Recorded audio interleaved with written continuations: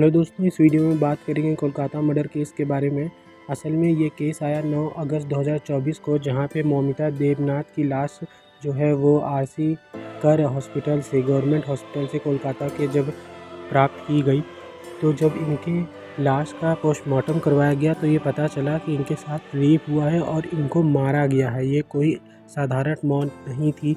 बहुत से लोगों ने मिल के इनका रेप किया था और जैसे ही ये बात पहुंची मीडिया में, जैसे ही लोगों ने इसके बारे में जाना, पूरे देश में प्रोटेस्ट स्टार्ट हो गए सारे कल्प्रिट्स के खिलाफ, सारे कल्प्रिट्स को अरेस्ट करने के लिए।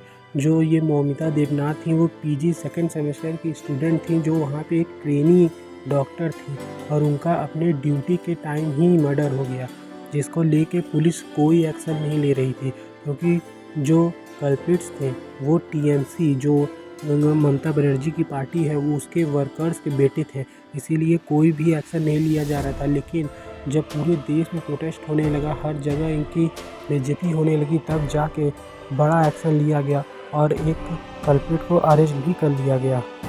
लेकिन फिर पोस्टमार्टम रिपोर्ट में ये सामने आया कि मौमिता देवनाथ की बॉडी से 150 ग्राम सेमेन मिला है। जी हाँ, 150 ग्राम। एक आदमी अगर रेप करता है तो सिर्फ 15 ग्राम ही एक आदमी सेमेन प्रोड्यूस कर सकता है, लेकिन 150 ग्राम सेमेन मिलने का मतलब है कि 8 से 10 आदमियों ने उनका रेप किया, जिसमें से एक ये भी था संजय राय, जिसको पुलिस ने पकड़ लिया है। लेकिन अभी भी वो 8-10 लोग नहीं पकड़ाए हैं, जिसकी वजह से सारी जनता में अभी भी एक क्रोध है, एक नाराज़गी है पुलिस के खिलाफ, सरकार के खिलाफ।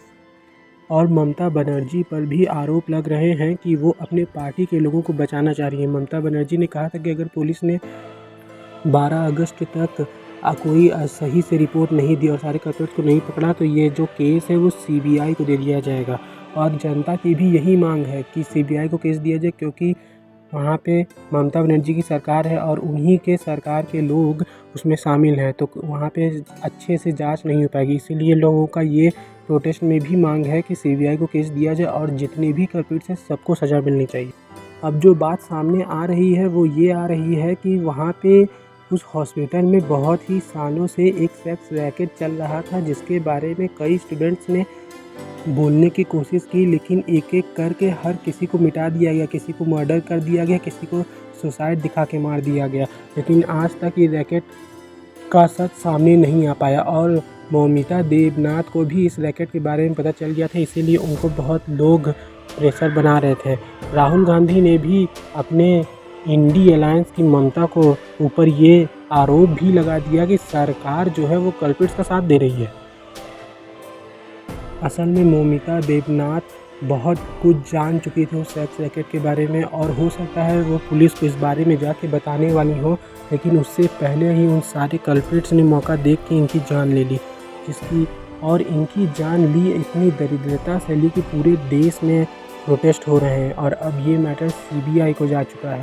सीबीआई को कोलकाता की जो पुलिस थी उसने केस दे दिया है और सीबीआई जांच में जुट चुकी है, ताकि सारे जो कल्प्रिट्स हैं उन सबको पकड़ा जा सके।